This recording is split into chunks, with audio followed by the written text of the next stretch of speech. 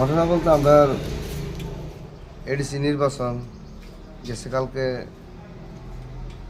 ফল ঘোষণা হয়েছে, তা হার জিত তো থাকে।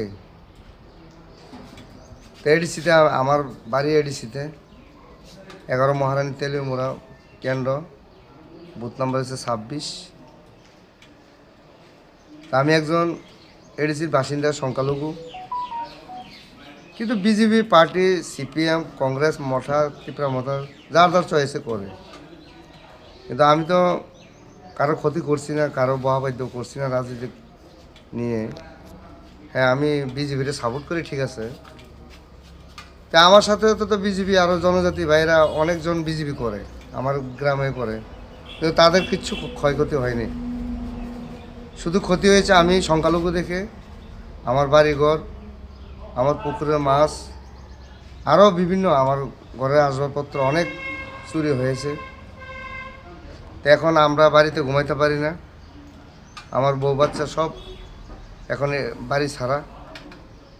তা আমি এটা আহ্বান করব, ত্রিপুরা মথারা এসেছেন এডিসি সরকারে, ভালো কথা, যাহাতে আমাদের যে সংখ্যালঘু যে আছে ত্রিপুরা রাজ্যে বিভিন্ন জায়গাতে সংখ্যালঘুরা এডিসিতে অনেক ক্ষতিগ্রস্ত হচ্ছে।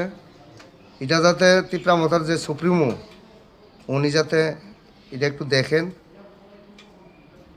আর আমার যে ক্ষয়ক্ষতি হয়েছেন যাতে রাজ্য সরকার আছেন, প্রশাসন আছেন, যাহাতে আমার ক্ষয়ক্ষতির একটু ব্যবস্থা করে।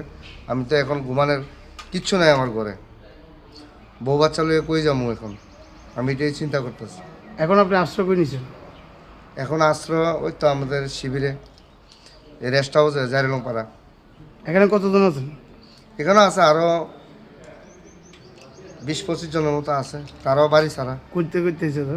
তারা হয়তো আশ্রাম বাড়ি, নমনজয়, বিভিন্ন জায়গার মুঙ্গিয়াক, আমি চাম্পলাই, বিভিন্ন সবাই জায়গার বিজেপি সমর্থক তারা, হ্যাঁ? বিজেপি সমর্থক। আপনার নাম? আমার নাম রশিদ মিয়া। আপনার বিজেপি মানে কি পদে আছে? বিজেপি আমি মাইনরিটি মোর্চার খোয়াই ডিস্ট্রিক্ট সভাপতি।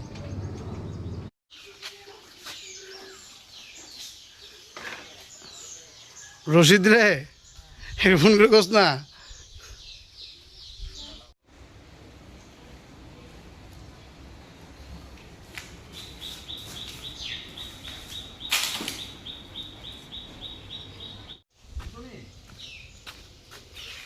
কই আছে কোস না।